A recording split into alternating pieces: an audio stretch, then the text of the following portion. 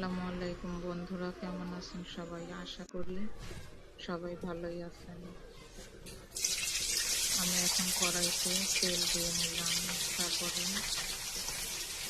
পেঁয়াজ দিয়ে দিচ্ছি। পেঁয়াজটা কিছুক্ষণ নেড়ে ভাজা ভাজা করার পরে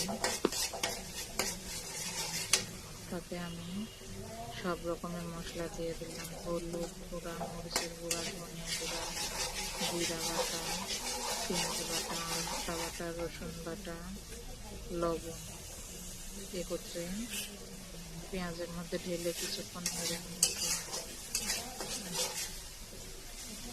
কিছুটা পানি দিয়ে এখন কষিয়ে নেব কিছুক্ষণের জন্য। কষানো হয়ে গেলে তাতে আমি চিংড়ি মাছগুলা ঢেলে দেব। কিছুক্ষণ নাড়াচাড়া করার পর কষানোর জন্য আমি ঢেকে দিলাম। এরপরে আবার একটু ঢাকনা তুলে নেড়ে নিচ্ছি।